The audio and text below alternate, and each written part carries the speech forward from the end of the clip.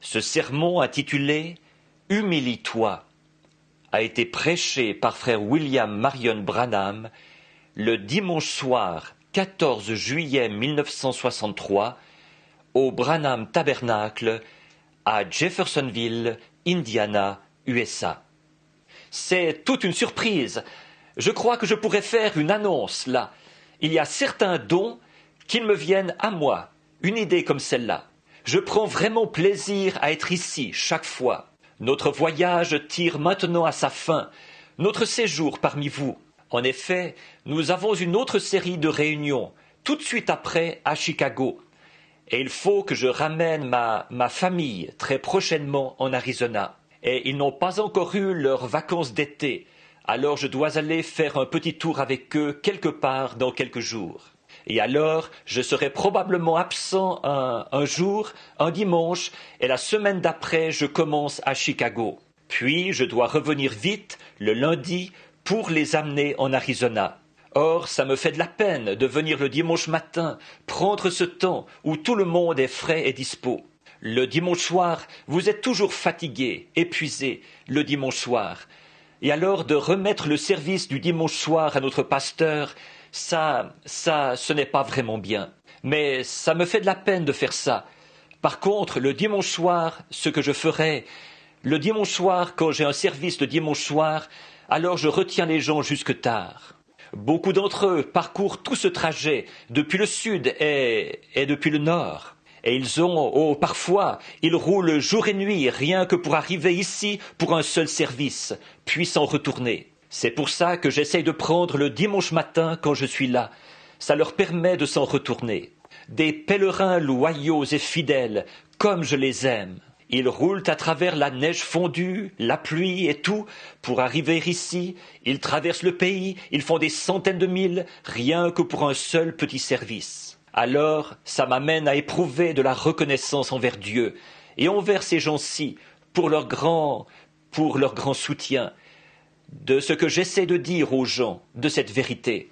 Or, je crois que ceci est la vérité, de tout mon cœur.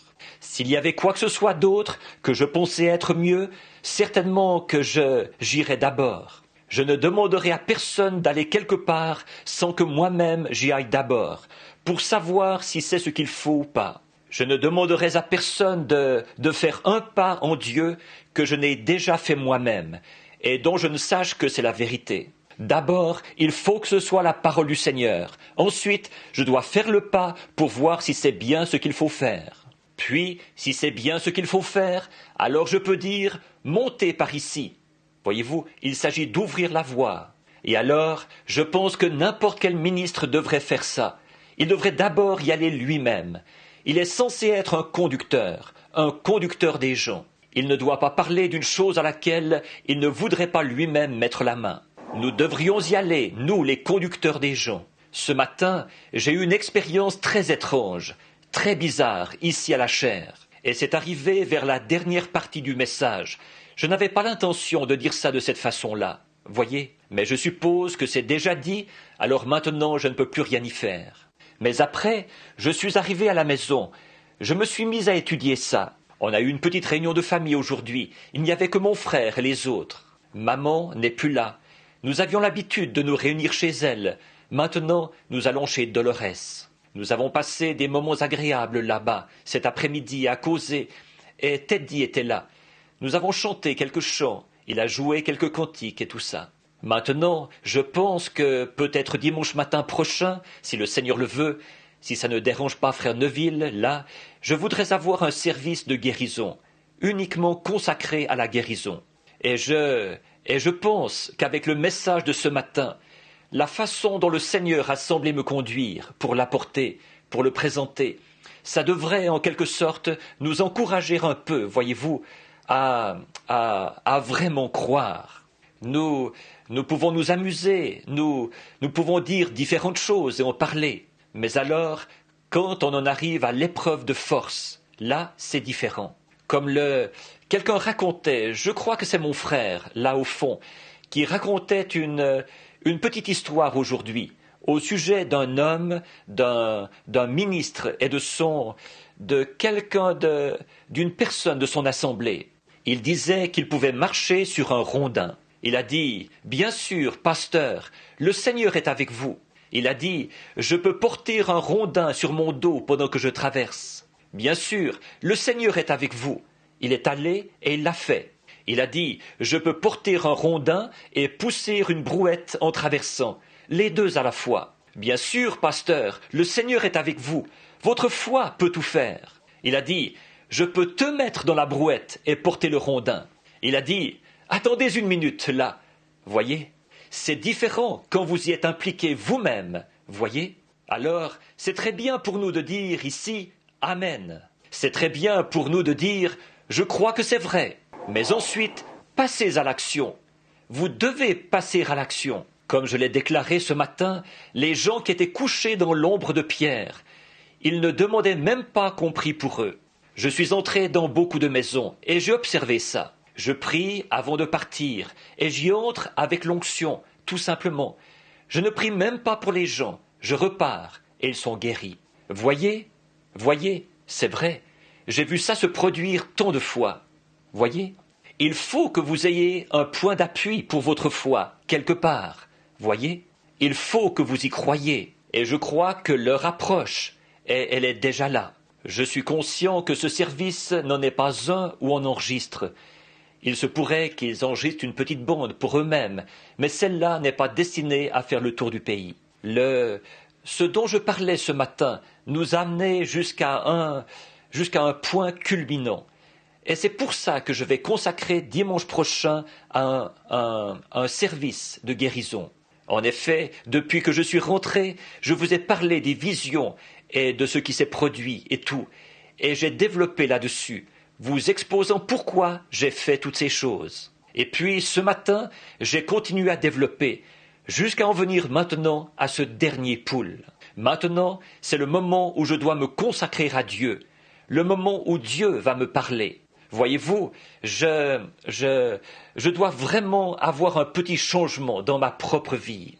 Ce n'est pas que je sois mauvais, je ne pense pas ça, mais je veux me sentir un peu plus près des gens. Voyez, ces gens à qui j'ai essayé d'annoncer cette vérité de l'Évangile et qui tournent le dos, ils s'en éloignent et ils se moquent de cela. Or moi, je trouve que c'est une insulte. Envers moi, ça m'est égal. Mais quant aux choses que je dis, qui sont la vérité, pour essayer de leur venir en aide, c'est comme de pousser un bateau au large et de dire « Allez, le voici, traversez. Allez, sortez de ce courant tumultueux. Vous allez mourir. Vous allez périr là-bas. » Et ils se moquent de vous simplement, et ils s'éloignent. Eh bien, moi, s'ils s'éloignent, j'ai l'impression qu'il n'y a plus rien que je puisse faire à ce sujet. Voyez-vous, rien que je puisse faire. Mais maintenant, je veux descendre en vitesse sur la rive et les persuader. Revenez donc. Voyez-vous, il faut que j'aie ce sentiment-là. Voyez-vous, parce que je sais qu'il y a quelqu'un là-bas qui n'est pas encore entré. Et je vais pêcher jusqu'à ce que, il a dit, jusqu'à ce que le dernier poisson ait été attrapé. C'est ça que je veux faire maintenant. Et pour ce faire, maintenant, je m'attends à ce que quelque chose se produise dans une réunion de prière. Quelque chose, beaucoup d'entre vous se souviennent de la vision du dernier pool, de ce troisième pool, plutôt. Vous vous souvenez, quelque chose s'était produit juste avant. J'ai vu venir cette lumière et elle est descendue dans cet endroit-là. Et il a dit, je te rencontrerai là. Maintenant, je m'attends à ce que quelque chose se produise. Il y a bien des années, ici, les services et le discernement m'affaiblissaient tellement que j'en titubais. Beaucoup d'entre vous se souviennent de ça. Je me retrouvais dans cet état-là. Il fallait que frère Jack Moore me prenne par le bras et que frère Brown me prenne par l'autre bras et qu'il me fasse marcher de long large dans la rue pendant 1 heure après le service. Et tout simplement, ce qui m'arrivait, j'essayais de réfléchir, de voir où j'étais et ce qui se passait. Ensuite, toute la nuit, je restais étendu là, à repenser à tout ça, à sangloter et tout, à me demander pourquoi il n'avait pas accepté notre Seigneur Jésus. Puis il m'a dit dans une vision, à un moment donné, tu rencontreras une dame, elle viendra vers toi vêtue d'un tailleur brun, et elle portera un petit bébé dans une couverture. À partir de ce moment-là, tu auras de la force pour supporter avec plus d'endurance. Eh bien, je vous avais dit tout ça. C'est à Chicago que ça s'est produit. Le soir où la petite dame presbytérienne, son propre pasteur l'avait envoyée là-bas avec le bébé. Et je crois que son frère à lui, ou l'un des siens, était un médecin. Il a dit, il n'y a plus d'espoir pour ce bébé, à moins que le Dieu Tout-Puissant le touche. Elle est allée le dire à son pasteur. Le pasteur a dit, je ne suis pas apte, il a dit, à exploiter la guérison divine, parce que je n'ai pas ça en moi, la foi qu'il faut pour le faire. Or ça, c'est être honnête à ce sujet, voyez. Il a dit, je n'ai pas vraiment ça en moi. Il a dit, par contre, j'ai été à l'une des réunions de frère Branham, et je te conseillerais d'amener ce bébé à frère Branham. Le médecin l'avait condamné et il se mourait. Et cette petite dame est entrée là, à l'endroit où je tenais une sorte de service pour les petits-enfants catholiques qui avaient été brûlés vifs dans l'école là-bas. Vous savez, vous vous rappelez quand ça s'était passé. Nous tenions ce service, et la voilà qui arrive sur l'estrade. Voilà cette petite dame vêtue du tailleur brun. Ma femme et les autres étaient assis là, et je me suis retourné et j'ai regardé. J'ai regardé tout autour pour voir s'ils étaient là. Et il s'était trouvé que juste avant que j'arrive, je crois que Billy Paul et les autres s'étaient entretenus, ou ma femme, ou quelques-uns d'entre eux, avec cette dame qui portait le petit bébé. Et cette dame est montée sur l'estrade et le Saint-Esprit a tout révélé. Et là, il a guéri ce bébé. Je suis reparti et depuis ce moment-là, je ne me fatigue plus. Voyez-vous, ça ne me dérange plus et je continue comme ça sans arrêt. Maintenant, je m'attends à ce que quelque chose se produise pour mettre le troisième poule en mouvement vers le but visé. Voyez, et il se pourrait que le service de guérison de dimanche matin prochain, peut-être, produise ça. Je ne sais pas. Je pense que ce que nous devrions faire, c'est, dites-le aux vôtres, amenez les malades. Maintenant, pour un service de guérison, nous devons nous consacrer aux malades. Amenez vos malades. Amenez-les ici de bonne heure dimanche matin prochain, disons vers 8h ou 8h30, et qu'on leur donne une carte de prière au moment où ils entreront, à la porte, ou selon la façon de procéder. Ensuite, nous ferons une ligne de prière, nous prierons pour les malades, et nous verrons bien ce que le Saint-Esprit fera.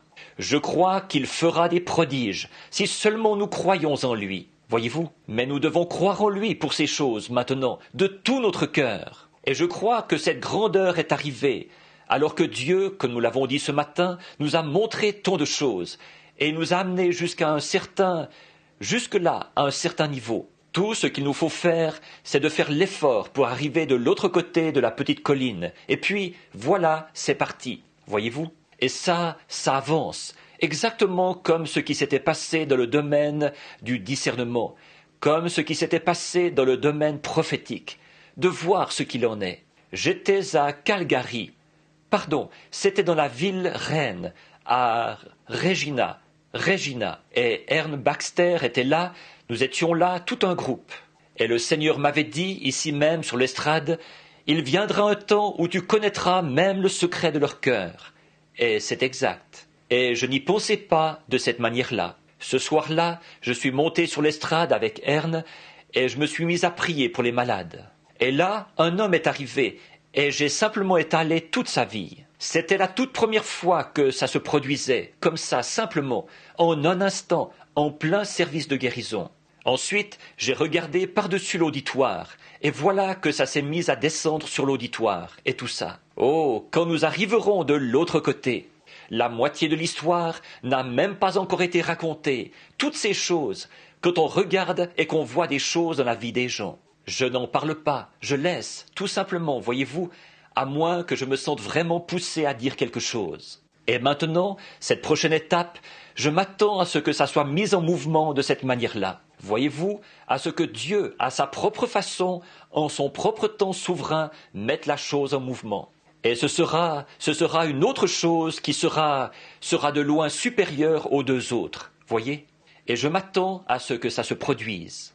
Alors, je me suis dit que peut-être, si je faisais un petit service de guérison, peut-être dimanche prochain. Ensuite, le dimanche d'après, je serais probablement parti avec les enfants et les autres, En effet, ils vont devoir rentrer pour aller à l'école. Et puis, le dimanche suivant, bien entendu, je serai à Chicago aux réunions là-bas. Et puis, je reviendrai le lundi d'après pour repartir le mardi pour l'Arizona, pour que les enfants rentrent à l'école. Eh bien, qu'est-ce que tu as trouvé, pasteur? Bon, c'est très bien ça. Maintenant, nous voulons savoir ce que c'est. Alors, maintenant, que le Seigneur vous bénisse tous abondamment. Et j'espère vous revoir ici dimanche prochain. Et mercredi soir, écoutez, n'oubliez pas ces petites églises, comme celle de frère Raddle, de frère Jackson, de frère Parnell, et tous ces petits frères qui mènent un dur combat là-bas, voyez-vous? Et ils nous considèrent comme leur église sœur, voyez-vous? Nous sommes un peu comme une petite église mère pour eux. C'est d'ici qu'ils sont nés, qu'ils sont sortis, des pasteurs et ainsi de suite. Et ce jeune homme ici derrière, le frère, je l'ai rencontré l'autre soir là-bas, Allen, le jeune frère Allen. J'espère que frère Collins ici fera connaissance avec frère Allen, s'il ne le connaît pas. Ils sont tous les deux ministres méthodistes, et ils ont vu la vérité de la parole. Et l'organisation de l'église méthodiste, il y a un groupe de gens très bien dans l'église méthodiste. N'allez pas penser qu'ils ne le sont pas, ils le sont. Il y a un groupe de gens très bien dans l'église catholique. Il y a un groupe de gens très bien dans l'église presbytérienne. Et dans tous ces endroits-là, ce sont des hommes et des femmes qui attendent de voir briller cette lumière sur leur sentier. Continuez seulement à faire briller la lumière dans l'humilité, la douceur. Rapprochons-nous tous de Dieu en nous humiliant. Voyez, n'oubliez pas ceci, ce tabernacle perdra sa force. Souvenez-vous que cet endroit est la cible sur laquelle Satan a braqué tous les fusils de l'enfer. Il poussera une personne à faire quelque chose qui est contraire à ce que l'autre pense. C'est ça qu'il fait, c'est ça qu'il mijote, c'est son affaire. S'il peut amener quelqu'un à dire quelque chose, quelqu'un à parler de quelqu'un d'autre, à dire « Hé, écoute, est-ce que tu sais ce qu'un tel a fait ?» N'écoutez pas ça du tout, c'est le diable. Voyez-vous, c'est Satan. N'allez pas croire ça. S'il y a quelque chose que quelqu'un a fait qui n'était pas bien, priez pour eux. Ne priez pas d'une manière égoïste en disant « Je sais que c'est mon devoir, je dois prier pour ce frère ». Prenez à cœur, vraiment à cœur, de prier pour cette sœur. Et parlez simplement, soyez très gentils. Et à un moment donné, vous les verrez vite revenir au culte. Voyez ? Parce que, après tout, nous nous dirigeons vers le coucher du soleil. Le Seigneur Jésus va venir un de ces jours. Et vous savez, je pense que ça se fera tellement soudainement et tellement doucement, tellement qu'il y aura 100 pour 1/100 du 100% du monde entier qui n'en saura rien, quand l'enlèvement aura lieu. Ça se fera tellement silencieusement que personne n'en saura rien, voyez. Et il y aura évidemment les petits groupes qui diront « Eh bien, alors, un tel ?» Oh, on dit qu'il y a une bande de fanatiques là-bas. On dit qu'un groupe a disparu de là-bas. Et ce n'est pas vrai. Ils sont seulement partis quelque part. Nous en avons déjà vu de ce genre de fanatisme, voyez-vous. Eh bien, on dit que ce petit tabernacle, à un endroit qui s'appelle Jeffersonville, il y a tant de membres parmi eux qui ont disparu. Voyez-vous, ils rejettent ça. Ils diront « Oh, il n'y a rien de vrai là-dedans. » Voyez-vous, comme ça. Et ce sera du passé. Mais ils n'en sauront rien. Ils viendront d'un bout à l'autre du pays. Ceux qui sont morts en Christ ressusciteront premièrement. L'enlèvement aura lieu, l'Église sera emmenée à la maison. Ensuite, la tribulation commencera. Et, oh là là, nous ne voulons pas être ici pendant cette période-là. Je ne veux pas être ici pendant la tribulation. Non, que Dieu nous en préserve, qu'aucun de nous ne soit ici pendant cette période-là. Parce que celui qui est souillé se souille encore, celui qui est saint se sanctifie encore. Le juste pratique encore la justice. Il n'y a pas... L'agneau s'était avancé avec son livre de la rédemption, et l'épouse a été enlevée. Ceux qui avaient rejeté cela doivent passer par une période de tribulation, aussi bien les Juifs que les gens des nations. Quel temps de tribulation! Je ne veux pas ça.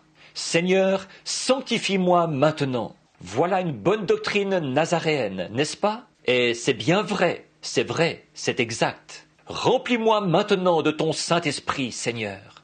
Enlève de moi tout ce qui est du monde, maintenant, Seigneur. Ne permets pas que nous, comme le disait ce vieux frère de couleur, Monsieur, j'ai mon billet dans ma main, il est déjà poinçonné.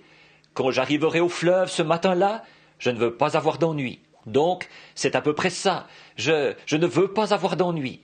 Tenez votre billet dans votre main, parce que nous allons traverser. Pensez-y un peu, le grand moment de la rédemption est proche. Et maintenant, une autre chose. Le frère, il s'appelle comment déjà, celui d'Utica, là? Je pense que c'est frère Graham, et un autre frère qui est là, comme pasteur. Un certain frère Shanks, ou quelque chose comme ça, ou Sink. C'est frère Snelling qui est le pasteur, tout seul. C'est frère Snelling qui est le pasteur à Utica maintenant. Je crois que leur réunion de prière, c'est le jeudi soir. Alors, vous savez, ce serait très gentil si nous allions là-bas jeudi soir, passer un petit moment de communion fraternelle avec nos frères, voyez? Et puis, quand frère Jackson, quand il a ses réunions, si nous allions là-bas ensemble, un petit groupe d'entre nous, continuez seulement à prier, continuez à creuser, oui, n'arrêtez pas, tout comme quand Élie leur avait parlé, qu'il avait dit « Creusez des fosses là-bas ». Quand vous vous y mettez et que vous rencontrez une vieille boîte en fer blanc, vous dites « Je suis trop fatigué ». Jetez ça hors du chemin et continuez à creuser. Voyez? Continuez seulement à creuser, parce qu'il faut que nous creusions. Il faut absolument que nous creusions. Un point, c'est tout. En effet, si vous comptez éviter la tribulation, vous feriez mieux de vous mettre à creuser. Maintenant, pour ma part, là, je me prêche à moi-même. Je vais me mettre à creuser plus en profondeur que jamais auparavant, parce que j'ai comme l'impression que dans ce pays et dans le monde entier, ce ministère-ci va de nouveau, alors qu'il est connu maintenant à peu près partout dans le monde. Je dois repartir. Ma femme m'a dit, l'autre matin je disais, je voudrais que tu m'accompagnes quand je partirai. Je vais partir vers le mois de janvier si le Seigneur le veut. Je voudrais faire une tournée mondiale à travers le monde entier. Revenir et peut-être faire des services aux États-Unis dans le courant de l'été prochain. Et elle a dit, je suis trop vieille pour y aller. Eh bien, j'ai dit, moi, j'y suis allé il y a environ, mon dernier voyage outre-mer, environ 8 ans. Et j'estime que je suis en meilleure condition maintenant qu'il y a 8 ans, tu sais. Tu vois, maintenant, je m'y connais plus. Ensuite, nous avons abordé ce sujet-ci. Si le Seigneur disait, je vais t'allouer 25 ans. Tu ne vas pas t'affaiblir, tu vas pouvoir être actif. Je vais t'allouer 25 ans sur la terre. Est-ce que tu prendrais de la naissance à 25 ans, de 25 à 50 ans, de 50 à 75 ans, ou bien de 75 à 100 ans? Or, tout homme à qui il est alloué du temps sur la terre ferait certainement la chose la plus irréfléchie s'il ne passait pas ce temps-là au service de Dieu. Peu m'importe ce qu'il fait. Maintenant, si vous allez être un bourreau des cœurs, et ainsi de suite, vous feriez mieux de prendre le jeune âge, le premier 25 ans, voyez? Si vous allez être un menuisier, un mécanicien ou quelque chose comme ça, vous feriez mieux de prendre le deuxième 25 ans, voyez? Alors, je me suis mis à réfléchir, et moi alors? Je vais prendre quoi? Je prendrai de 75 à 100 ans. Je serai plus intelligent, plus sage, je serai plus stable, je m'y connaîtrai plus dans ce que je fais. Je suis de 8 ou 10 ans plus âgé que la dernière fois que je suis allé outre-mer. Je ne vais pas me précipiter là-bas comme si je tuais des serpents. Je vais m'y connaître plus, voyez-vous. Je sais comment procéder. C'est exactement comme un chien chasseur de ratons laveurs qui se bat avec un raton laveur, voyez-vous. Vous savez comment le maîtriser. Ne vous précipitez pas sur lui, il va vous griffer. Voyez-vous, apprenez ses ruses et observez ce qu'il fait. Et nous en apprenons plus long sur l'ennemi. Donc, nous devons découvrir toutes ses techniques et comment il s'approche et ce qu'il fait. Étudiez ses coups de poing. Alors, vous avez la formation qu'il faut pour l'attaquer, voyez-vous.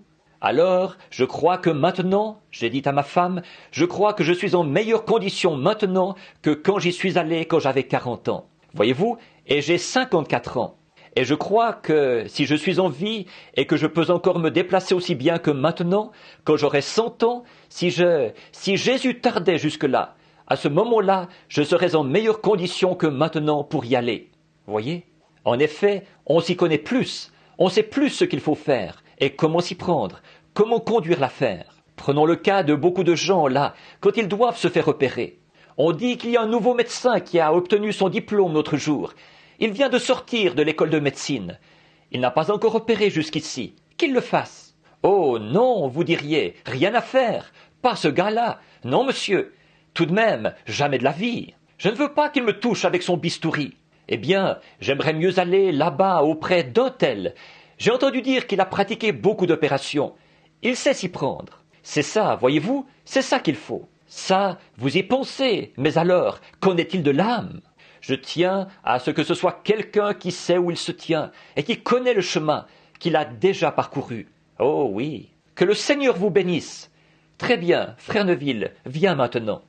Que Dieu bénisse frère Neville. N'oubliez pas, là, dimanche prochain. I was just had a surprise in my heart for the thing because in myself I had recognized, I esteemed the ministry of my many brethren. Outside of there, before Brother Branham come, I said, now I don't know if he'll minister tonight. I was talking to Dr.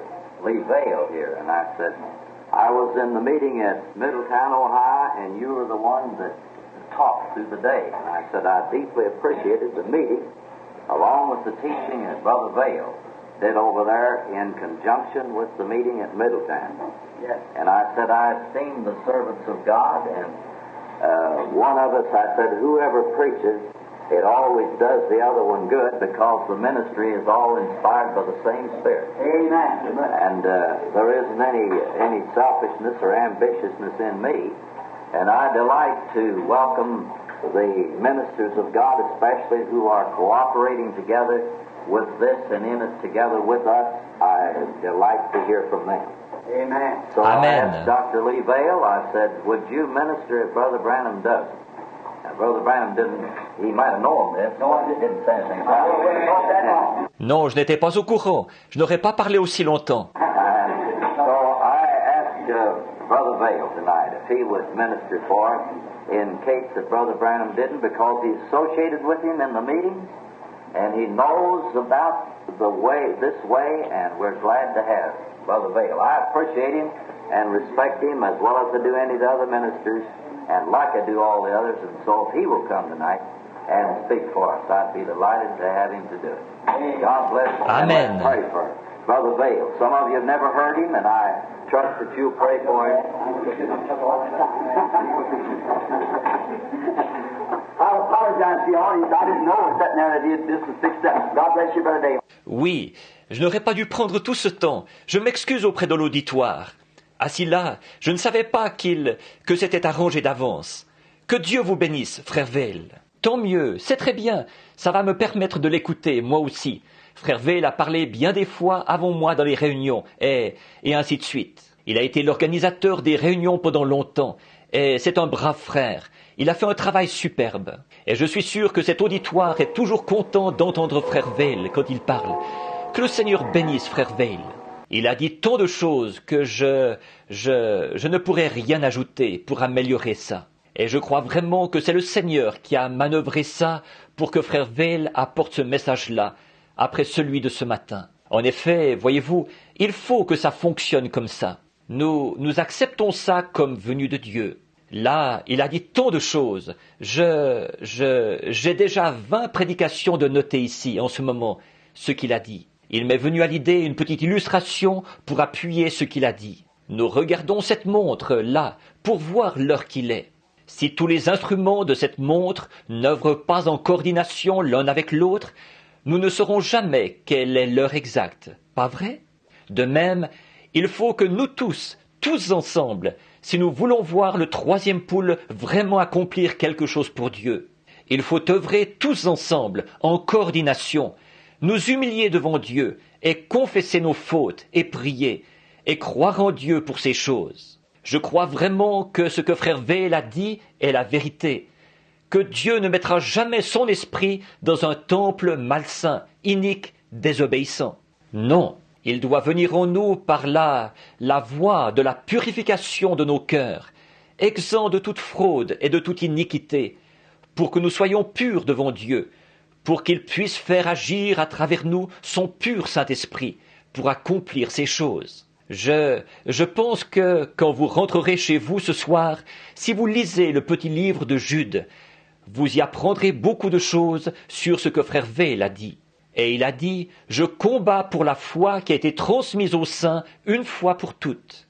Il s'en était éloigné. Là, des hommes corrompus d'entendement et tout s'étaient introduits et, par leur tromperie, ils les avaient éloignés des vraies choses de Dieu. Et Dieu ne peut agir que dans la mesure où nous le laissons agir. Et il y a tant de choses merveilleuses que vous savez, les gens veulent avoir de la puissance, mais en réalité, ils ne savent pas ce qu'est la puissance. Voyez-vous, ils ne savent pas en réalité ce que ça implique. La façon de monter, c'est de descendre, toujours. Si vous voulez avoir de la puissance, voyez jusqu'où vous pouvez vous humilier. Débarrassez-vous simplement de toutes vos pensées du monde et humiliez-vous devant Dieu. Et alors, vous aurez plus de puissance que l'homme qui court partout dans la salle et qui fait beaucoup de bruit. Voyez-vous, parce que vous aurez été capable d'avoir le dessus sur vous-même et de vous remettre entre les mains de Christ. Vous voyez, de vous humilier devant lui. Voilà la véritable puissance. Montrez-moi une église qui est humble, vraiment humble, sans aucune arrogance. Une église vraiment douce et humble. Et moi, je vous montrerai une église qui a la faveur et la puissance de Dieu en elle. C'est vrai. C'est ça qu'il faut. L'humilité. Nous humilier devant Dieu. Laisser simplement Dieu agir à travers nous. On n'a pas besoin de faire beaucoup de bruit. Quelquefois, comme ce que racontait le cultivateur, quand s'en allant au champ avec son chariot, à chaque chaos, ça faisait un bruit de ferraille et tout. Mais en revenant, il y avait le même chaos, mais ça ne faisait pas de bruit du tout, parce que c'était chargé de bonnes choses. Donc, je pense que c'est à peu près ça. Voyez-vous, il s'agit d'être rempli des bonnes choses de Dieu, pour qu'on puisse voir le fruit de l'Esprit à travers nous. De même, il s'est beaucoup référé à 1 Corinthiens 13, là, où il est dit « Quand je livrerai même mon corps pour être brûlé, et que j'aurai toutes ces choses, si je n'ai pas la charité, cela n'est rien. Cela ne me sert de rien. » Voyez-vous, c'est ça que nous voulons faire. Par-dessus tout, c'est de notre âme, à chacun de nous, que nous sommes responsables devant Dieu. Voyez-vous, c'est vous qui allez au ciel. La question n'est pas de savoir si moi j'y vais ou si lui y va. C'est vous qui y allez. Voyez-vous, c'est d'abord vous. Et vous devez rechercher ces choses et être doux devant le Seigneur. Et je l'ai toujours constaté, l'homme qui s'humilie, c'est cet homme-là que Dieu élève.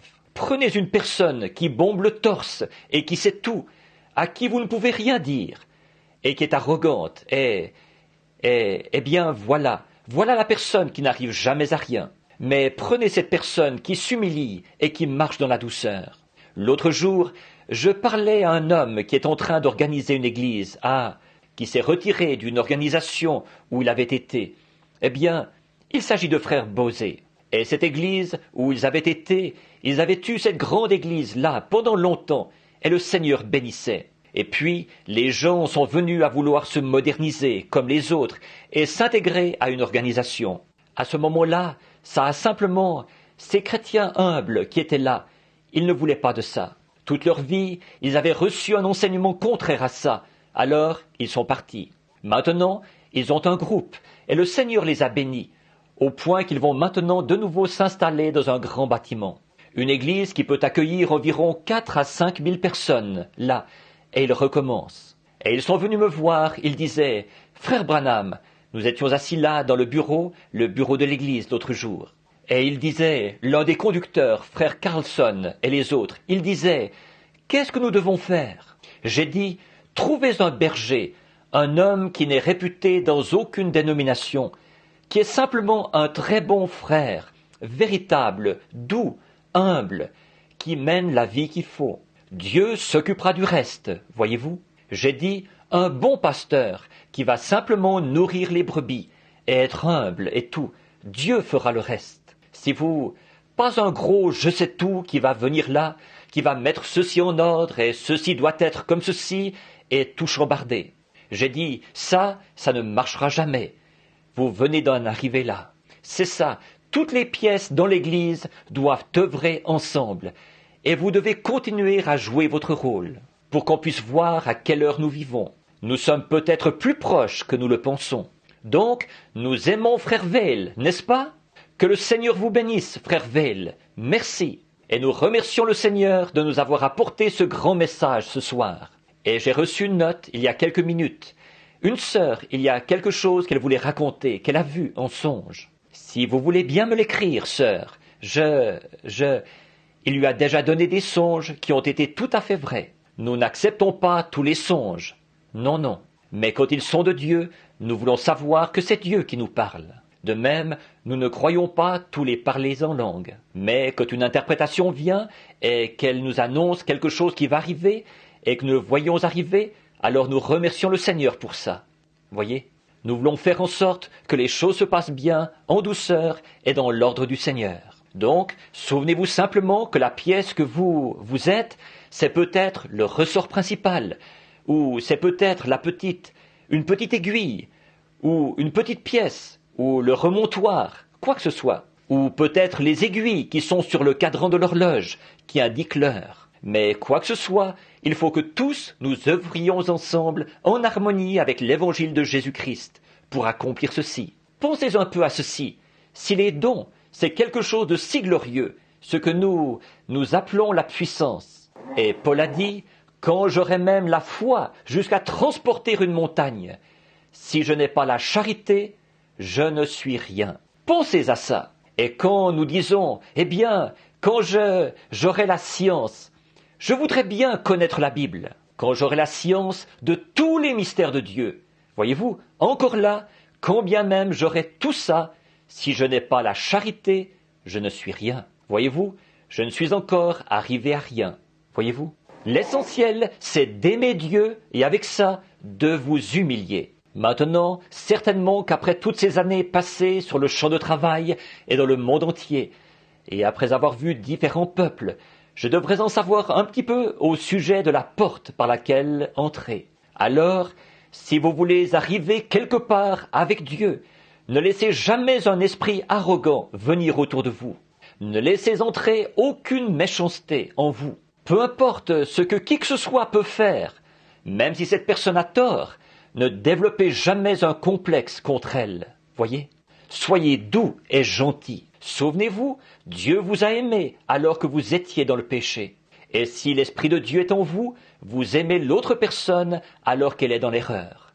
Voyez-vous? Priez simplement pour eux et aimez-vous les uns les autres. Par-dessus tout, aimez Dieu et aimez-vous les uns les autres. Et soyez humbles envers Dieu et les uns envers les autres. Et Dieu nous bénira. Qui sait ce qu'il fera? D'habitude, quand une église commence à grandir en nombre et à devenir un peu plus grande ou quelque chose comme ça, alors on s'éloigne de ce qui est authentique, de la chose authentique. Savez-vous ce qui a accompli ces choses? Quand j'en étais à mes débuts et que le Seigneur m'était apparu sur la rivière et qu'il m'avait dit ça, et frère V a vu ça, je crois, dans un journal au Canada, il y a bien des années. Quand l'ange du Seigneur était apparu là-bas sur la rivière, ça avait été transmis par la presse associée. Une lumière mystique apparaît au-dessus d'un ministre pendant qu'il baptise. Et savez-vous ce qui a produit ça? Quand nous faisions des réunions sous la tente, juste de l'autre côté de la rue, sous une tente où pouvaient s'asseoir environ, 2500 personnes, des ministres venaient de partout et ils disaient « Frère, viens ici une minute ». J'étais encore tout jeune, un petit jeune homme, quoi. Et ils disaient « Comment fais-tu pour garder ces gens-là d'un même accord ?» Ils s'aiment les uns les autres au point que je n'ai jamais vu des gens qui s'aiment comme ça. C'est le Seigneur, ça. C'est ce sur quoi cette Église a été établie. De l'amour fraternel saint les uns pour les autres. Je les ai même vus se serrer la main les uns les autres au moment de quitter un lieu. Ils pleuraient comme des enfants parce qu'il fallait qu'ils se séparent. Ils s'aimaient tellement les uns les autres. Je pouvais aller en visite chez eux et parfois la Bible était ouverte, tachée de larmes. J'arrivais là le soir et des pères et des mères étaient rassemblés avec leurs petits autour d'eux, par terre, agenouillés là. Des pères et des mères à genoux, à pleurer et à prier. Je restais debout à la porte et j'attendais. Et ils n'arrêtaient pas de prier. Je m'asseyais sur le perron et je me mettais à prier, moi aussi, pendant que je les attendais, voyez-vous. Et c'était comme ça. Et ils s'aimaient les uns les autres.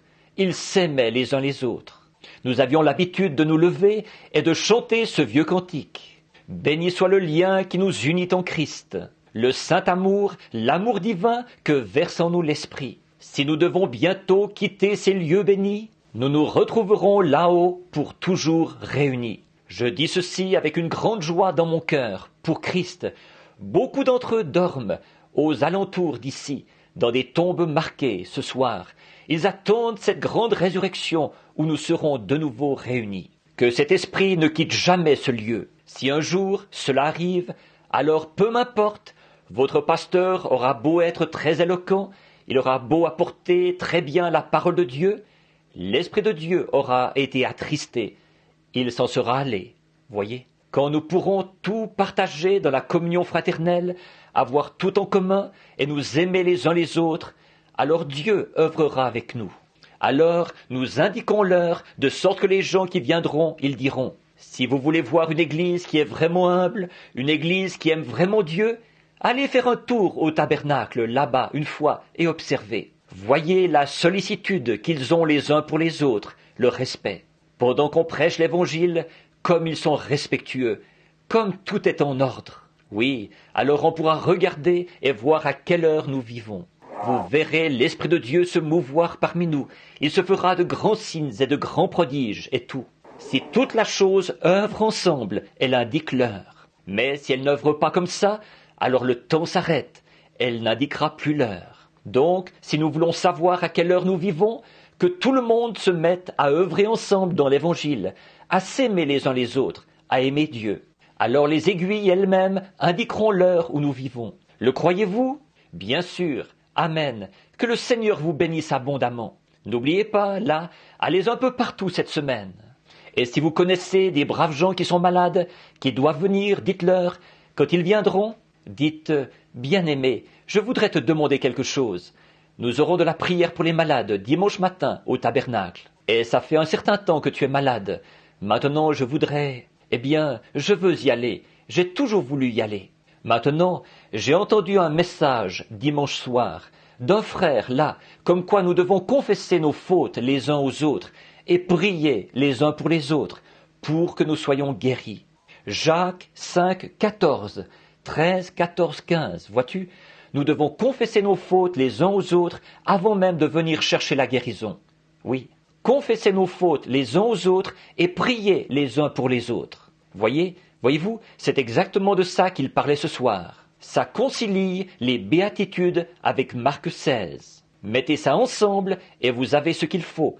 Alors les guérisons se produisent. Regardez Jésus, rien d'autre qu'un paquet d'amour. Voyez, il était Dieu manifesté.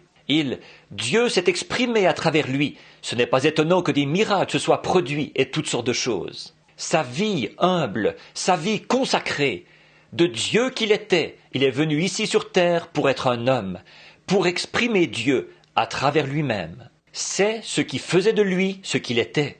J'ai toujours dit, ce qui faisait que Jésus était Dieu, selon moi, c'est la manière dont il s'est humilié. Il était tellement grand, et pourtant il a pu être tellement petit. Voyez, c'est vrai. Que le Seigneur vous bénisse beaucoup. Maintenant, levons-nous pour terminer la réunion. Essayons donc celui-là. Il se peut que vous ne le connaissiez pas, sœur. Ce chant « Béni soit le lien qui nous unit ». Chantons-le une fois. Le voulez-vous? Donnez-nous la note.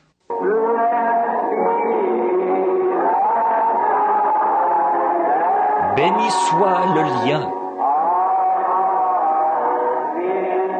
qui nous unit en Christ.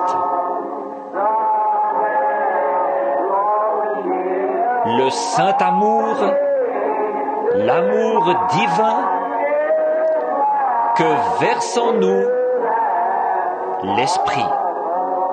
Maintenant, pendant que nous chantons ce dernier couplet, serrons-nous la main les uns les autres, si nous devons bientôt nous quitter, et disons simplement que Dieu vous bénisse, mon frère, ma sœur, je suis vraiment content d'être ici avec vous ce soir. Voyez-vous, quelque chose comme ça. Et ensuite, retournez-vous. Maintenant, chantons-le. Si nous devons... Que Dieu te bénisse, Frère Neville. Quitter ces lieux bénis. Nous nous retrouverons là-haut pour toujours réunis. Comme nous aimons le Seigneur Jésus, n'est-ce pas? Comme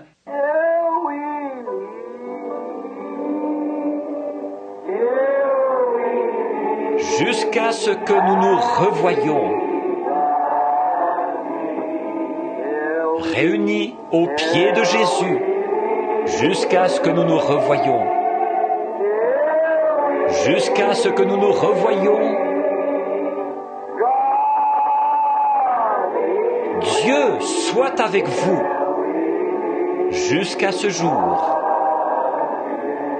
Fermons les yeux et chantons-le dans l'esprit maintenant.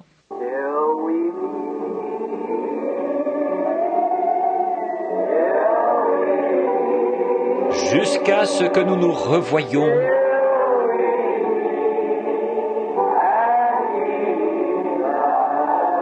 Réunis aux pieds de Jésus. Jusqu'à ce que nous nous revoyions.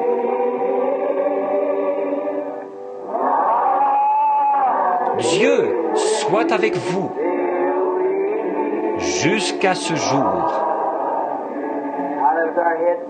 Maintenant, pendant que nous avons la tête inclinée, nous sommes simplement des enfants de Dieu. Fredonnons-le.